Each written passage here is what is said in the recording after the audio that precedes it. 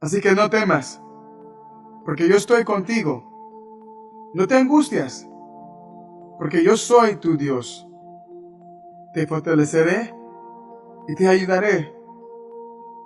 Te sostendré con mi diestra victoriosa. Hello, my name is David Hughes, and I have no reason to fear, according to Isaiah 41:10. I want to take you on a little journey about my story, a story in which fear was definitely in the eye of turmoil. Definitely, I would say my flesh was weak. I could say definitely that I was really fearful in the sense I thought I needed to fear. I actually ended up homeless, and I was kicked out of my apartment, evicted out of my apartment, and it was pretty tough. I was given actually about a day to collect my things, and I talked to a lot of people, sent text messages to many people. I needed about $1,500, and no one was able to give it to me, pretty much. And so I didn't know where to go. I had my stuff kicked out. They were telling me to gather all my stuff, and I was scurrying around calling people, and no one was there. No one was there, and except, God. I thought no one was there, but God was there. So what happened was I got kicked out. All of my things were literally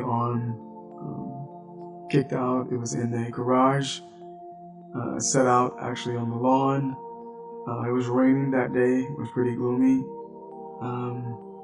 And all I could do was just reach out to God and literally just pray. And I said, God, if you're here, just please help me. Really help me, because I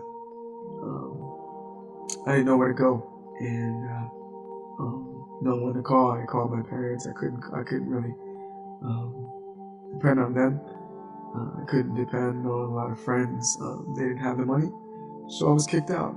And I had one more chance. One friend that I called, and I cried out to God, and I said, Lord, if it's your will, if I need to be homeless, then I'll be homeless. But if it's your will, then please send someone. And I had in my spirit to call one friend, and his name was Dre Rowland. And I ended up calling him, and he ended up coming. And I literally got all my stuff, and everything was out on the floor. And he came to me, and he said, he had to drive over from Virginia, and it was quick. I mean, he came over so quickly, but it was only like 20 minutes. But in those 20 minutes, I just I looked through all my things. I saw my things out, and I just couldn't believe that this had happened to me.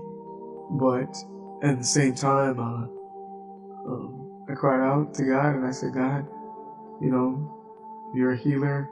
You deliver. You Psalms 34, 15 or 34:15 says that your eyes are upon the righteous and you hear their cry. And you said that you also delivered me out of all my woes. So I cried out to God, and in about 20 minutes he actually came. And once he came, he started gathering all my stuff. And once he gathered my stuff, I was going through, and I couldn't believe that all my stuff was out there. I didn't know what to literally, gather. I was trying to think about what to gather, and all I heard in my spirit was gather all the things, all my books, and all the things that literally was important for me, for my future. And so I gathered all my books. I'm an educator and also an interpreter. And so I gathered everything that God had given to me. My vision for my business, Global World Solutions, I gathered all my interpretation stuff. I gathered all my Spanish books, and I gathered all of the notebooks that he had given me throughout the years, 10 years. And it was 2 big buckets full of composition books. So I gathered all my things. I had to leave my couch. I had to leave my newly purchased desk that I got from Costco that I saved up for 2 years to buy. I had to let go of my chair that I loved, and also just other things that I thought was valuable. But the great thing about God is that when He is, sometimes we don't understand that He's doing a new thing, and so a lot of times you have to let go of the things that you feel that you need to hold on to. And so many times we want to hold on to things, but God is saying, in order for me to give you something new, you have to get rid of the old. And so in that moment, it was confirmed, literally by my friend Roland, Dre Roland, and he just came in like a flood, and he gathered my stuff. Rented a public storage for me, paid for it, and helped me move my stuff. And then I gathered all my stuff, and that was it. He took me in. His wife is actually one of my coworkers, and she knew me from last year. And literally from that point on, they took me in, gave me their room, their son's room, and moved their son actually in their room. And I thought it was so awesome that they were able to they showed me so much love and showed me so much compassion in that moment. And it was awesome. It was just tremendous. And so I ended up living with them for the amount of, I think, maybe almost 3 months, 2.5 months.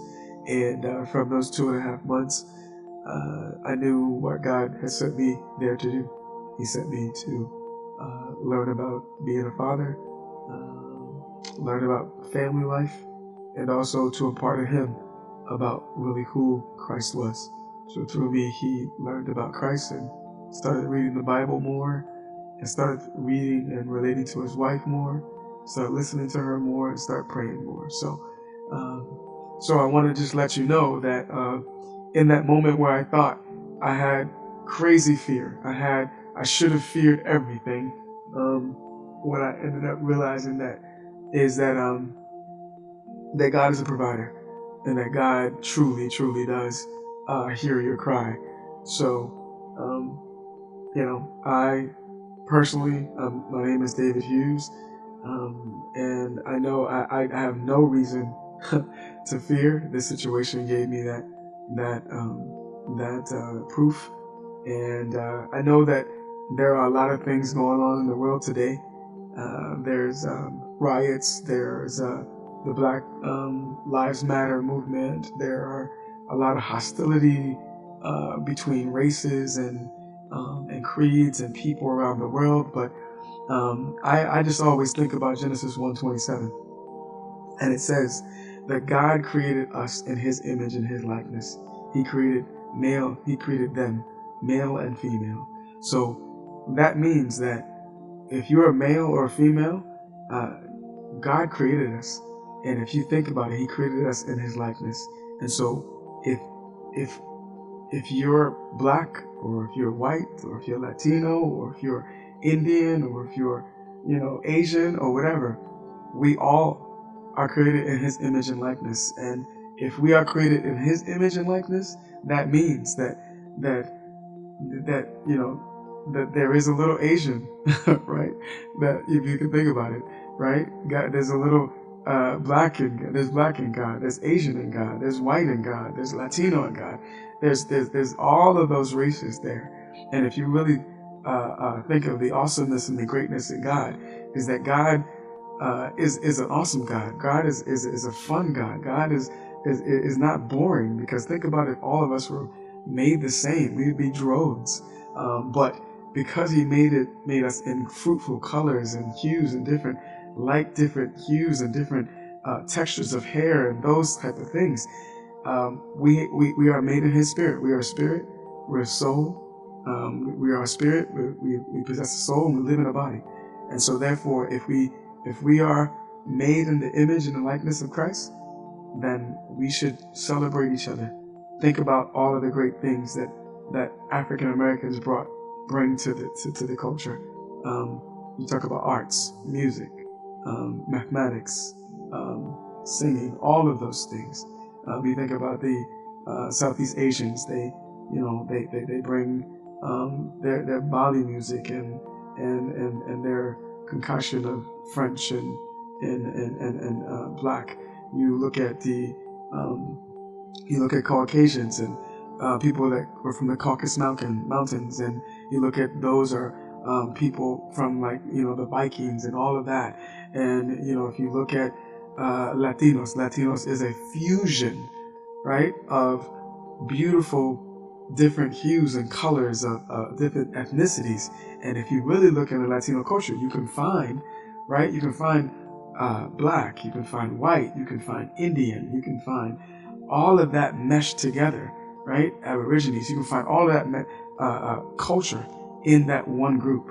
And so I just like to say, in closing, my name is David Hughes, and I really don't have anything to fear, because God is my witness. God, is here with us, and he says, don't fear. He's out in Isaiah 41:10. He says, I am your God. I am with you. Don't be dismayed, for he will give you strength. He will help you. He will sustain you with his righteous, victorious hand. So I would encourage you in this moment to trust God and just hold on to his righteous and victorious hand.